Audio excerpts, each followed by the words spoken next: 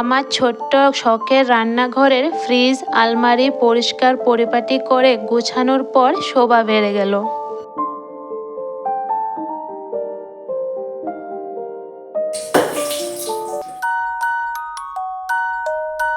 এ বাবা, বাবা, উঠো উঠো উঠো। এ বাবা, উঠো, 5টা বাজে। উঠ,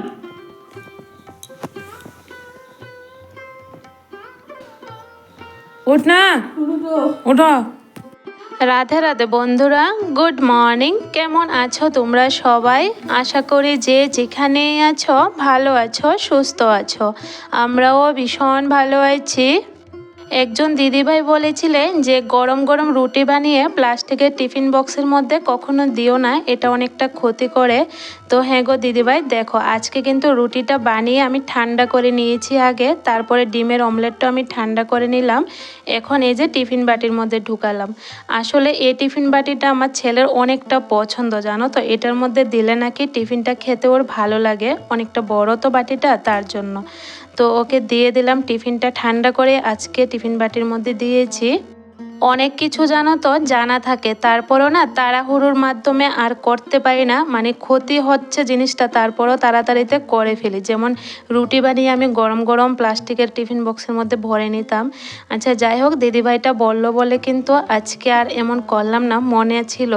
তো তোমাদের বললাম না, কমেন্টের মাধ্যমে অনেক কিছু শিখতে পারি। তো এখানে দেখো আরও কয়েকটা গোলা রুটি বানিয়ে নিলাম, আর বাবুর জন্য এখানে প্যাকেটে মানে কাগজের মধ্যে নিয়ে নিলাম, বাবুকে দোকানে দিয়ে দেব। আর আমাদের শাশুড়ি বৌমার জন্য থালাতে চা আর গোলা রুটি বানিয়ে নিয়ে নিলাম, সকালের টিফিন করব। প্রত্যেক দিন সকালে আমি একটু ভারী টিফিন খাওয়ার চেষ্টা করি, ভালো লাগে। রাতের বেলা জানো তো আমি অনেক তাড়াতাড়ি ভাত খেয়ে নিই, মানে 8টা সাড়ে 8টার মধ্যে ভাত খেয়ে ফেলি। তো সকালে অনেকটা খিদা পেয়ে যায়, বাচ্চাদের কাজ করতে করতে বা অনেকটা সময়ও হয়ে যায়, খিদা লেগে যায়।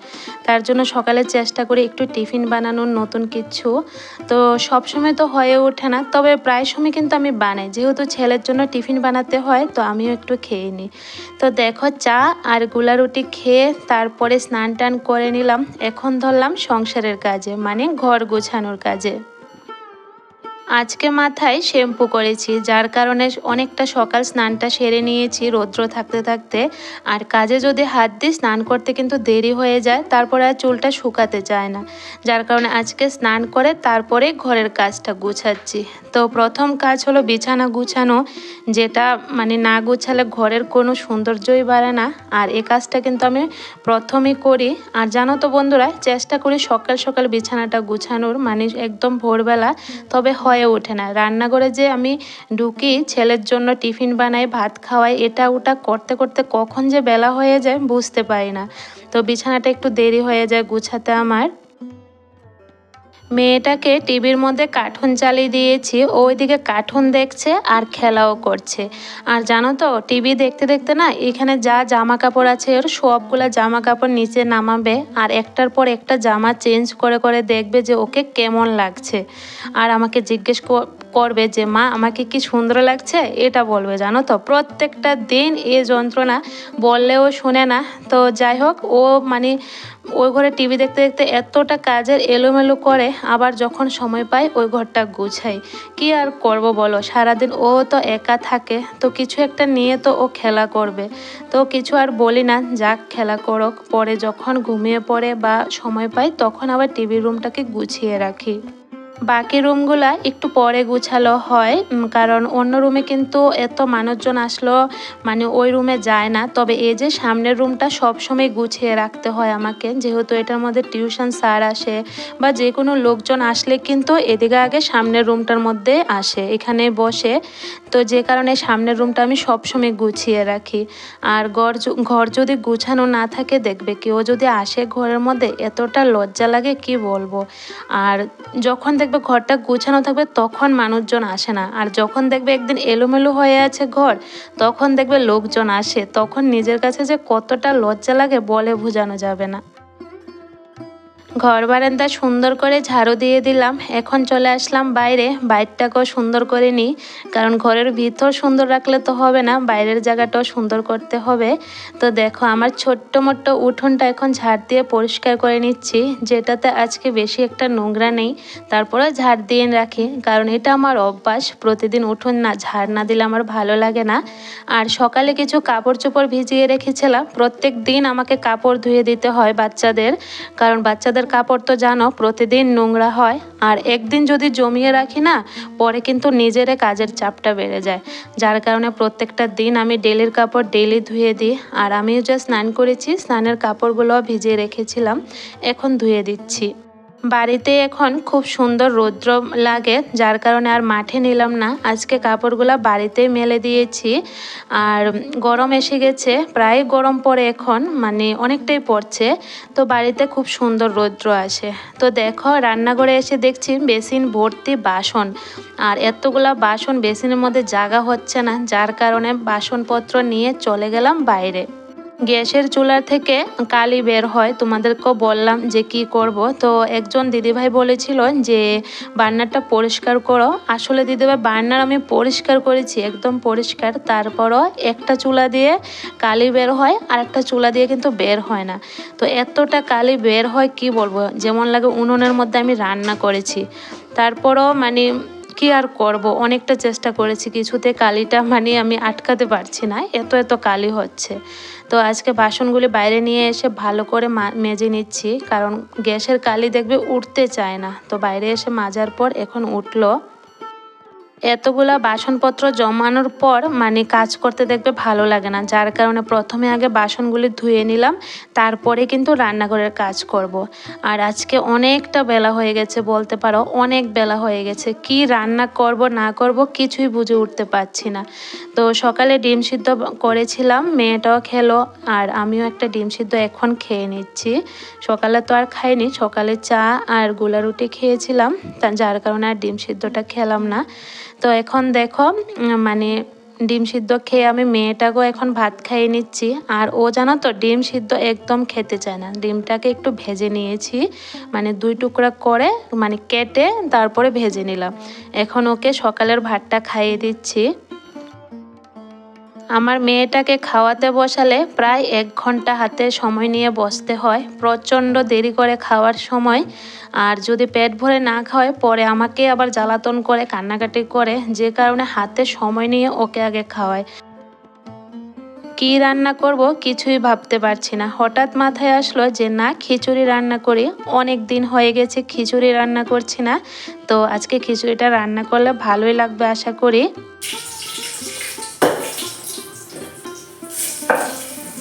রান্না করতে গিয়ে দেখলে তো কত বড় বিপদ হয়ে যেতে পারত।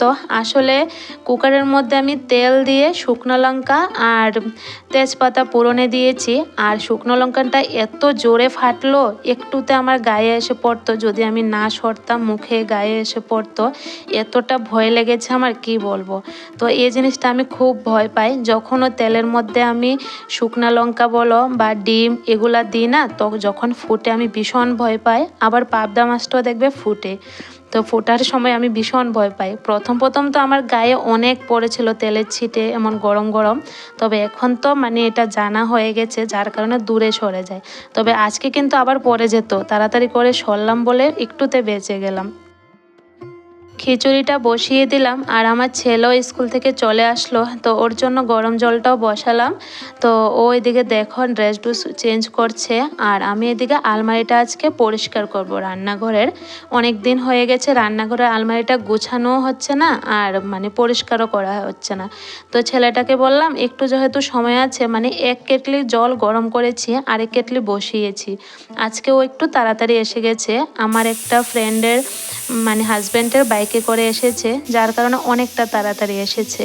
তো ওকে বললাম বাবা তুমি একটু এখানে কৌটোগুলা নামিয়ে দাও, মা ভাজিটা দেখি। তো এখানে দেখো গরম গরম বেগুন ভাজি, খিচুড়ি, আর আলমারিটাও একদম খালি করে নিলাম, এখন পরিষ্কার করে নেব। কতগুলা ডিবি বের হয়েছে দেখো, সবগুলি ডিবি কিন্তু মুছে পরিষ্কার করব। যখনই হাতে একটু একটু সময় পাই জানো তো বন্ধুরা, চেষ্টা করি ঘরের এটা ওটা পরিষ্কার করে রাখার। আর বাচ্চাদের নিয়ে তো জানোই সময় কিন্তু একদমই হয়ে ওঠে না, তারপরও যতটুক পারি নিজের চেষ্টা করি পরিষ্কার করে থাকার। আর আমার ছোট্ট শখের রান্নাঘরটার আজকে আলমারি তারপরে ফ্রিজটাও পরিষ্কার করেছি। তারপরে পরিষ্কার করার পর যে এতটা সুন্দর শোভা বেড়ে গেছে কি বলবো। দেখবে পরিষ্কার পরিচ্ছন্ন করে রাখলে জিনিসপত্র ঘরের আলাদা একটা শোভা বেড়ে যায়, যেটা দেখতে অনেকটা ভালো লাগে। আমরা গৃহিণীরা যেহেতু রান্নাঘরে বেশিরভাগ সময়টা কাটাই, তো রান্নাঘরটা কিভাবে সুন্দর করে রাখবো এটা কিন্তু আমরাই জানি। তো যখনই হাতে বললাম না একটুখানি সময় পাই, এর মাঝখানে কিন্তু আমি ঘরটা পরিষ্কার পরিপাটি করে রাখার চেষ্টা করি। তো আলমারিটাকে সুন্দর করে মুছে নিলাম, লাইজলের জল দিয়ে মুছেছি। এখন দেখো কৌটোগুলোকেও লাইজলের জল দিয়ে মুছে নিচ্ছি। এগুলো তো আর ধুয়ে পারবো না, তো ভালো করে এখন কাপড়টা দিয়ে মুছে নিচ্ছি।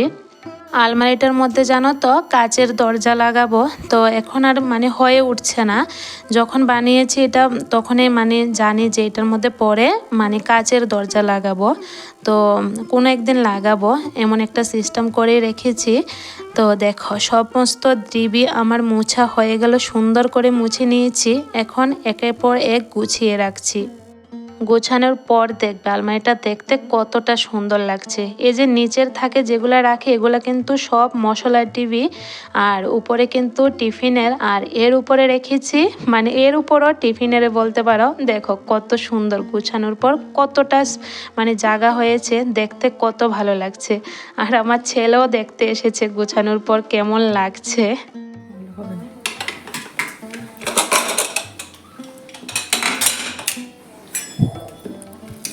এরা শক্ত হয়ে গেছে গেলে কতলা জল দিছি।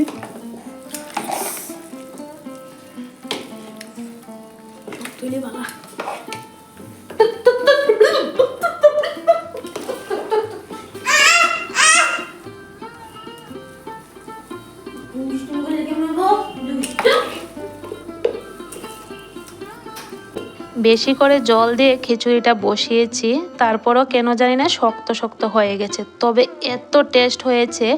আমি গোবিন্দভোগ চাল দিয়ে ডাল দিয়ে রান্না করেছি খিচুড়িটা, ডাইরেক্ট সোমবার দিয়ে, আবার ঘিও দিয়েছি। এতটা ভালো হয়েছে, সত্যি ভালো হয়েছে, কিন্তু ওই যে জলের পরিমাণটা অনেকটা কম হয়ে গেছে। তারপরে আমার ছেলে বলছে মা শক্ত শক্ত হলো, খিচুড়িটা দারুণ হয়েছে। আর শুকনো লঙ্কা অনেকগুলো পোড়নে দিয়েছি, কারণ খিচুড়ির সাথে শুকনো লঙ্কা খেতে কিন্তু দারুণ লাগে। মেয়ে কিন্তু খায়নি, এমনিতে একটু নিয়ে বসলো। অনেকগুলো শুকনো লঙ্কা পোড়নে দিয়েছি, তো মেয়েটা খেতে পারবে না। শুকনো লঙ্কার দেখবে একটা তেজ থাকে। তো দুপুরের খাওয়া দাওয়া শেষ করে ছেলেকে এখন টিউশনের জন্য পাঠিয়ে দিচ্ছি। রাস্তায় দাঁড়িয়ে আছি কখন টমটম আসবে। দুপুরবেলা জানো তো একদমই গাড়ি পাওয়া যায় না, সবাই তো খেতে চলে যায়, তো অনেকটা সময় দাঁড়াতে হয়, তারপরে টমটম পাওয়া যায়। আগে জানো তো আমি স্কুটি নিয়ে দিয়ে আসতাম, তবে এখন তো আর পারি না। আর রাস্তাতে যেহেতু কাজ চলছে, স্কুটিটা নিয়ে বের হতে ভয় লাগে অনেকটা। উঠতে তো পারি, আমাদের রাস্তাটা তো অনেকটা ডাউন দেখেছই, উঠতে পারি, ফট করে উঠে যেতে পারি, তবে নামবার সময় আমার অনেকটা ভয় লাগে। যার কারণে এখন আর স্কুটিটা নিয়ে বেশি একটা বের হই না। যখন রাস্তাঘাট ঠিক হয়ে যাবে তখন আবার নতুন করে শুরু করব। আর ছেলেকে আমি দিয়ে আসলে ওরও অনেকটা হেল্প হয়। আর গাড়ি দিয়ে গেলে অনেকটা রাস্তা কিন্তু ওর হেঁটে যেতে হয়, কারণ গাড়ি কিন্তু মিসের বাড়ির সামনে যায় না, অনেকটা দূরে নামিয়ে দেয়, তো ওইখান থেকে ওকে হেঁটে যেতে হয়। আচ্ছা যাই হোক চলো, তো দেখো ছেলেকে উঠিয়ে দিয়ে চলে আসলাম বাড়িতে এসে এখন ধরলাম এই যে ফ্রিজ পরিষ্কার। ফ্রিজটা এত নোংরা হয়েছে, এত নোংরা হয়েছে, আর পরিষ্কার করব বলে আর করা হচ্ছে না। তবে আজকে ভাবলাম যেহেতু রান্না বাড়া করিনি, ফ্রিজটাই পরিষ্কার করি, কিছু একটা তো কাজ করতে হবে। আর রান্না বাড়া করলে বা অন্য কাজ করলে দেখবে ঘরের বাকি কাজগুলো করা যায় না। আর ফ্রিজ পরিষ্কার করতে দেখবে অনেকটা সময় লাগে, যেহেতু টুকিটাকি কাজ থাকে ফ্রিজের মধ্যে, এগুলা পরিষ্কার করা অনেকটা সময় লাগে। অনেকগুলো জিনিস আছে ফ্রিজের যেগুলো আমার ছেলে আমাকে খুলে দেয়, আমি খুলতে পারি না। তো ও তো টিউশনে চলে গেছে, যে কারণে দেখো আমি কিন্তু ফ্রিজের ভিতরেই আমি পরিষ্কার করে নিচ্ছি। আমি আর খুলে পরিষ্কার করতে পারিনি, কারণ খুললে আমি লাগাতে পারি না বা খুলতেই পারি না। ও কিভাবে জানি খুলে, যে কোনো মেশিনারি জিনিস ঘরের মধ্যে আমি কিন্তু ছেলেকে দিয়ে করাই। আমার অনেকটা ভয় লাগে আর আমি পারিও না। তো দেখো সুন্দর করে ফ্রিজটাকে লাইজলের জল দিয়ে মুছে নিলাম। গতকালকের ভিডিওতে আমার একজন বন্ধু আসাম থেকে কমেন্ট করেছে যে তুমি যে রেসিপিটা দেখিয়েছো এটা আমি অবশ্যই ট্রাই করব আর খেয়ে দেখব যে কেমন লাগে। অবশ্যই তোমাকে কমেন্টে আবার জানাবো। অবশ্যই দিদিভাই তুমি ট্রাই করে দেখো, দারুণ লাগে কিন্তু সিমের বীজ দিয়ে, শুকনা মাছ দিয়ে আর ডিম অমলেট করে দারুণ হয় খেতে। তো আমি তো সিম বীজটা বেশি পছন্দ করি না, যার কারণে আমার বেশি ভালো লাগে না। তবে সত্যি বলছি খুব দারুণ হয়, তুমি রান্না করে খেয়ে দেখো। ঘরের যখন কাজ করিয়েছি জানো তো, তখন এই যে রান্নাঘরের যে সিস্টেমটা সেটা কিন্তু আমি মিস্ত্রি দাদাকে দেখিয়ে দিয়েছি কিভাবে করলে কোনটা কিভাবে করলে ভালো হবে। তো রান্নাঘরটা আমার অনেকটা শখের, ছোট্ট কিন্তু আমার রান্নাঘরটা বেশি একটা বড় নয়। আর ছোট্ট ঘরে আমার ভালো লাগে। আর মেন কথা হলো রান্নাঘর আর ঠাকুরঘর, এ দুইটা ঘর বেশি বড় বড় হলে আমার ভালো লাগে না, ছোট্ট মোট্টই সুন্দর লাগে। আমার ঠাকুরঘরটাও দেখবে অনেকটা ছোট্ট কিন্তু দেখতে অনেক সুন্দর, আমার এত ভালো লাগে। আর কেউ যদি আমাদের বাড়িতে আসে জানো তো, আমার ঠাকুরঘরের দিকে তাকিয়ে থাকে, বলবে তোমার ঠাকুরঘরটা এত ভালো লাগে দেখতে। তো আমার রান্নাঘরটা কিন্তু মানে আমাদের যে 4টা রুম আছে সব থেকে ছোট কিন্তু আমার রান্নাঘরটা। এটা আগে বেডরুমে ছিল, তারপর আমি রান্নাঘরের সিস্টেম বানিয়ে নিলাম। যেহেতু ঘরটা অনেকটা ছোট, ভাবলাম যে এটাকে রান্নাঘর বানালেই সুন্দর লাগবে। তো যে কারণে এ ঘরটা আমার অনেক শখের একটা ঘর, খুব মানে এটাকে সাজিয়ে গুছিয়ে রাখতে আমার ভীষণ ভালো লাগে। প্রত্যেকটা রুমে সাজিয়ে গুছিয়ে রাখি, তবে রান্নাঘরটা আমার খুব প্রিয় একটা ঘর বলতে পারো। শুধু আমার নয়, আমার মতন সব গৃহিণীদের আমরা রান্নাঘর খুব প্রিয়, যেহেতু আমরা রান্নাঘরে বেশিটা সময় কাটাই তাই বললাম। তো দেখো ফ্রিজটা না খারাপ হয়ে যাচ্ছে, জং ধরে গেছে কেন জানি না, নিচের জায়গাটা পুরোটা জং ধরে গেছে। জংটা পরিষ্কার করলাম, আরও অনেকগুলো বাকলা উঠে যাচ্ছে কেন জানি না, এত খারাপ হয়ে যাচ্ছে। তো ডিপটা পরিষ্কার করতে পারলাম না, বরফ জমেছিল আর মাছও ছিল উপরে, যে কারণে ডিপে মানে আর পরিষ্কার হলো না। তবে ফ্রিজটা দেখো সুন্দর করে পরিষ্কার করে নিয়েছি, কতটা চকচকা লাগছে। আর ফ্রিজের ভিতরে যে কাভারগুলো ছিল এগুলা মানে ধুয়ে রাখবো, আজকে আর পাতবো না।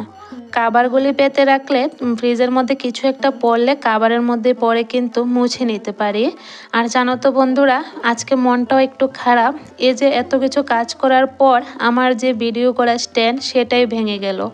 আর এটা ভাঙার পর আমার মনটা ভীষণ খারাপ হয়ে গেছে, কিভাবে আর ব্লগ বানাবো জানি না, এটা ঠিক করতে পারবো কিনা নাকি নতুন নিতে হবে কিছুই বুঝতে পারছি না। দেখো না একদম 2 টুকরা হয়ে গেল। তো চলো বন্ধুরা, আজকে ভিডিওটা আর করি না, এখানে শেষ করি। স্ট্যান্ডটাও ভেঙে গেল, কিভাবে আর করব বলো।